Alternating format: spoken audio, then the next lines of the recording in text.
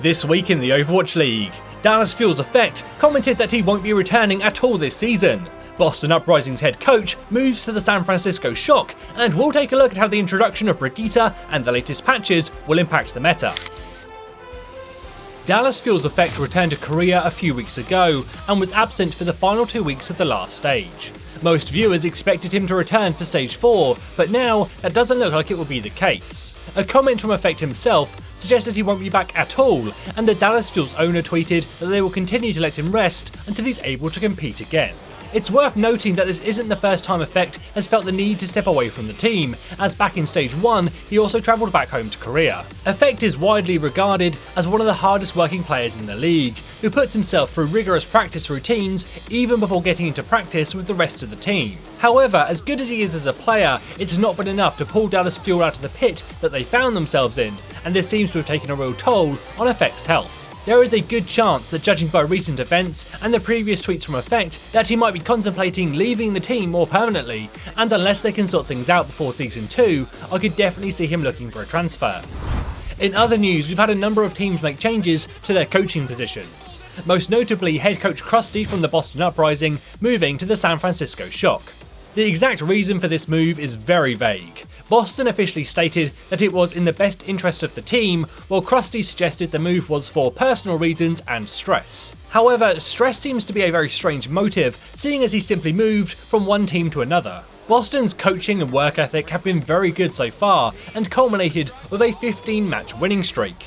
If Krusty can bring just a little bit of that magic to the Shock, we could see another middle-of-the-league team rise up.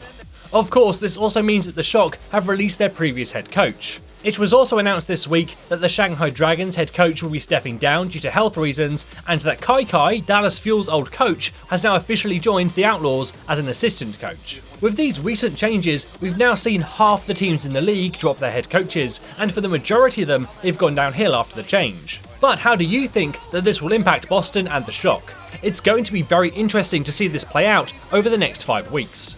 Speaking of the next 5 weeks, let's take a look at what's new in Stage 4. Currently, the biggest change is the introduction of Brigitte. At the time of making this video, Blizzard have not confirmed if the latest patch with the Hanzo changes and Genji, Tracer and Junkrat nerfs will be used in Stage 4. Seagull and Sideshow suggested that they will be playing on an earlier patch. So Scatter Stage 4? Yeah, as far as I know. Oh wait, no, Seagull leaked it already, didn't he? Yeah, Seagull was right. But more recently, Unco and Raucous said that they will be playing on the latest patch. Is what Unco posted true? That the new Hanzo is going to be in the stage? Huh? Is the new Hanzo going to be in the stage 4? Unco posted on Reddit, I think. There was some... Oh yeah. It's definitely concerning that players don't seem to know which patch they're going to be playing on just a few days before the stage starts. But regardless, we can talk about Brigitte's impact, as there are a number of different theories from pro players and commentators about how things are going to look. Some people expect Brigitte in pretty much every game, such as Muma from the Outlaws. Brigitte is going to be an every game hero in Stage 4. If she stays the way she is, yes. I think that Brigitte will be a perma pick. However, not everyone agrees, and Reinforce believes that because of the team's lack of time to experiment, we might not see that much of her. The teams in the Overwatch League have so little time to prep. That enemy team doesn't feel very impressive. And so like teams will be scared to experiment mistakes with the limited time they have to prep, which will lead to teams not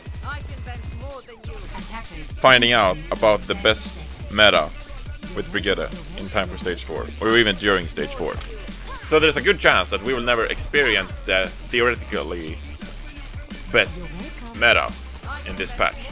The reality is probably going to lie somewhere in the middle. Brigitte is undoubtedly a strong hero, but experimentation is risky and time consuming.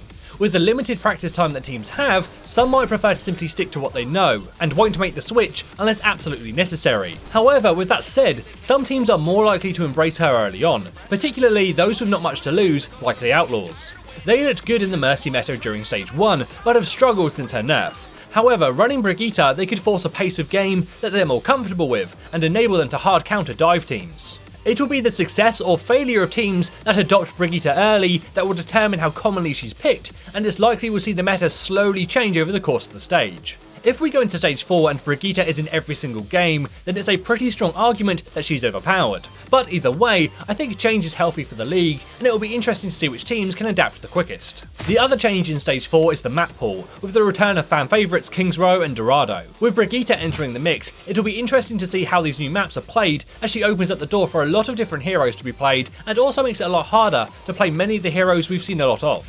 As for the games you won't want to miss this week, it's definitely worth watching Dallas vs Shanghai, as this is the best chance Shanghai has of getting a win, and that's worth watching just for the possibility. On day 2, Boston vs Philadelphia and Houston vs London will all be interesting games to see how these teams have adjusted to the new meta.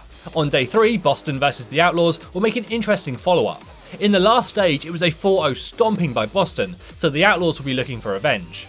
Then the week wraps up with the Spitfire vs New York, and we'll get to see if London have recovered after their poor stage 3, or if New York will remain the most dominant team in this new meta. How do you think the stage 4 meta will look, and which teams do you think are going to be the strongest? Let me know in the comments below. As always, this is James for Curse, saying thanks for watching, and enjoy the game.